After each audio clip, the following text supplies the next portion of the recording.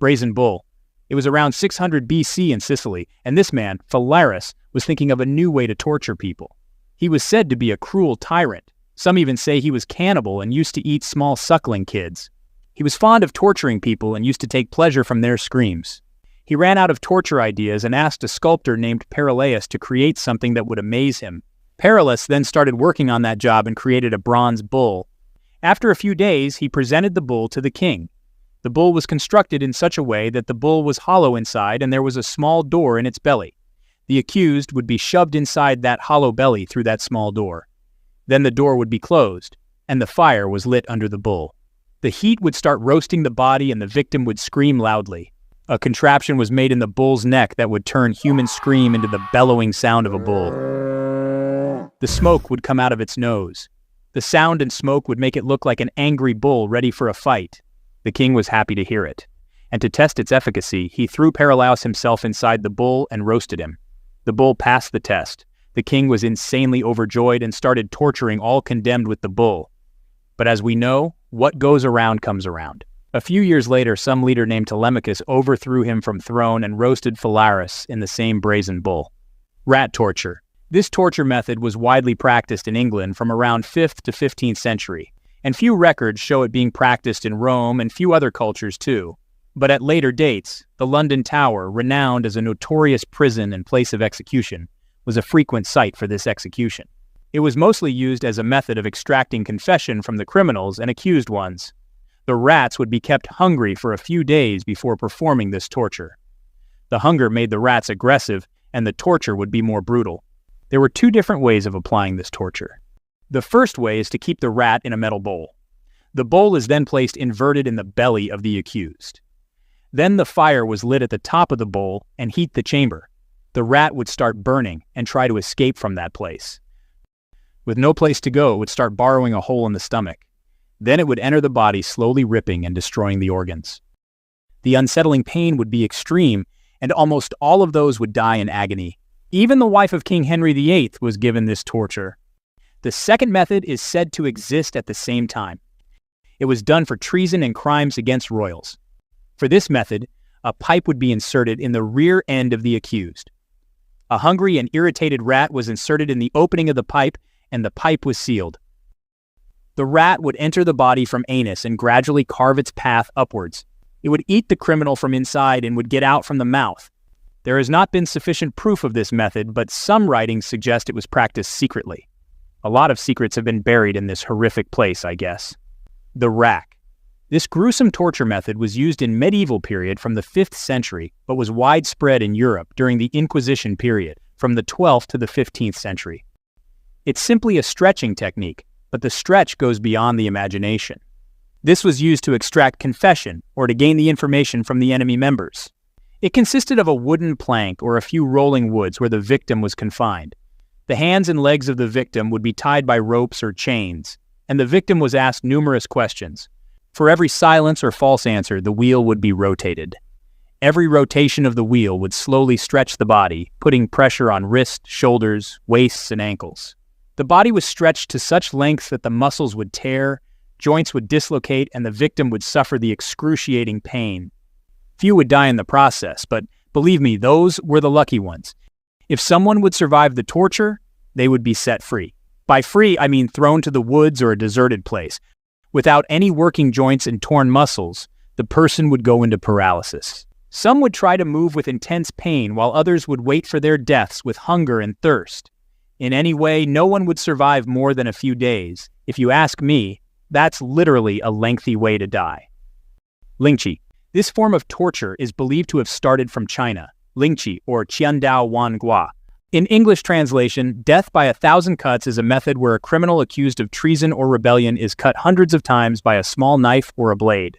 The accused was first tied to a pole on the street or public area for all to see. To prevent the accused from instant death, a professional executioner was called. The executioner would then start to make small cuts without damaging the vital organs. The cuts are made in such a way that it hurts like hell, but the victim won't die. The wound from hundreds of cuts will traumatize the victim, and the agony of pain would be beyond compare. The process was continued for as long as the criminal was alive. Sometimes it took a few hours and sometimes even a few days for the criminal to die. It was to show what would happen if anyone spoke against the empire or tried to cheat the ruler. The dates and time frame differ among the records, but this torture method supposedly lasted for around 600 years, from 800 to 200 BC. If you have watched my previous video, you may know this guy, Qin Shi Huang. He was among those who supported this torture method. In fact, this guy has been involved in so many things that you will definitely hear his name in future videos as well. The pear of anguish. This torture method was used in medieval times mainly by the religious institutions. Starting from the 5th century, it was used against heresy and blasphemy, which were considered the crime of the highest caliber. It got widespread around the 12th century and lasted up to the 16th century. In this torture method, a pear-shaped metal or wooden structure was inserted in mouth or back for men, and you can guess where it would go for women. The pear was made in such a way that the rotation of screw would slowly expand the spike petals. This would cause internal damage to the body and generate intense pain. If the pear would fully open, death was guaranteed. It was like inserting an umbrella from the back and opening it inside the belly. I wonder what God would say if he saw this blasphemy. Gibbeting. Gibbeting was a gruesome public torture and execution method practiced in medieval Europe, Rome, and colonial America. It was punishment for piracy, murder, treason, or rebellion. Gibbet is a cage-like structure made of metal frames. You can think of it as a cage for a bird but multiplied by a bad factor. It came in many shapes, but the size would be no bigger than to fit a person. As the name suggests, the convict would be kept in gibbet and displayed for the public to see. The gibbets would be kept in accessible places like public road, the side of a playground, or near the water source. The convict would cry of hunger and thirst and even ask for help. If anyone tried to free them, those would be hanged in another gibbet next to the convict. So no one would ever dare to do it. Since the body was directly exposed to elements like heat, cold, sun, rain, wind, and everything, it would be extremely painful and hopeless. The victim would die ranging from a few days to a few weeks. After the body was dead, the insects and birds would eat it. It would start to decompose, and the unbreathable odor would be the reminder for others not to cross the line and obey the rules. As per records, some of the dead bodies were just kept like that for as long as 20 years. Well, they would punish you even after the death, I guess. Flaying. This was an insane torture method where a criminal is skinned alive. Practiced in a lot of cultures and regions, it was mainly prevalent in the Near East or Assyria, medieval Europe, and ancient China. This guy was among those who used this torture method. It was used as a punishment for treason, heresy, rebellion, and mostly for war crimes.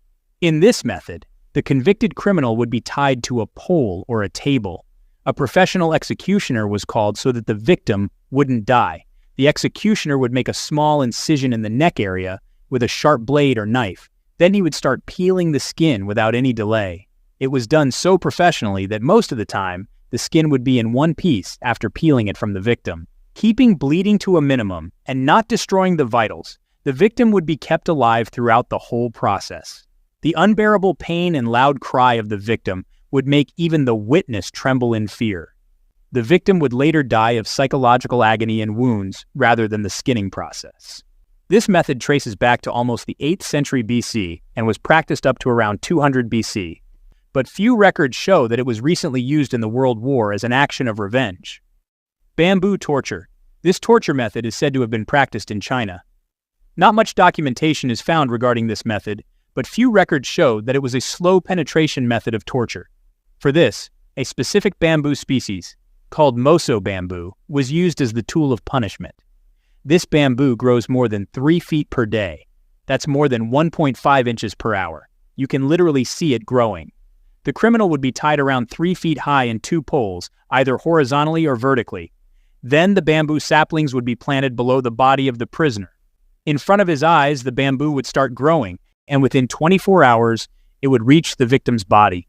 With its cone-like top, it would start to pierce the body. The plant completely pierces the body within 10 to 12 hours, if horizontal, and around 24 hours, if vertically positioned criminal. The body was left there as a reminder for others to see. In any case, this process was pain in the ass, literally. Scaphism. This insane torture and execution method was performed by ancient Persians from 550 to 330 BC. It was given to those people who committed the crime of speaking against the Persian Empire. In this torture method, the victim was forcefully fed a lot of milk and honey. By a lot, I mean a lot. Aside from that, a buttload of honey was smeared in his body too. Then he would be tied to a boat or some hollow tree trunk. Then another small boat or some cover was placed in an inverted position and was sealed, keeping just the victim's head, hands, and legs outside. The boat was placed in swamp water and pushed aside. A lot of insects and animals would start feeding on that honey. To make it worse, the overdose of honey and milk would start bloating the stomach, and the victim would be forced to shit inside the boat. With no outlet, the boat would start to swarm with countless bugs and worms. The insects would start eating the body from outside, and worms would enter the body and start eating it from inside. The pain of bloating, insect bites, and internal decay would cause immense pain, and the echoes of the victim's cry would be heard from miles away. The body would gradually rot while the victim is still alive. The suffering would last from a few days to 2 weeks until the victim died. This torture was so inhumane and gross that even I was hesitant to make drawings for this part. But as a fact video, I thought I should include this too. Sawing. This method was prevalent in the Middle Ages in Rome, Europe, China, India, and Persia. This punishment was mainly for those who were believed to be involved in witchcraft or sorcery. In this method, the accused would be hanged upside down with legs and hands tied to a pole. 2 professional executioners would be called with a big saw. They would start to saw the accused from the groin and slowly cut upward towards the head. Since the victim is upside down, the flow of blood towards the head would prevent the victim from instant death, and thus would feel all the pain and agony. The victim would die halfway through, but the insane process would last until the body is completely cut in 2 pieces. The body was then thrown somewhere or given to animals as food. I am glad that none of you were born in those times where making any small mistakes, or just a small act of blasphemy, would lead to insane and gruesome deaths. Few bad torture methods still exist till now but are done in secret and hiding. And that's the story for next time. Thanks for watching till the end. And as always, I love you guys.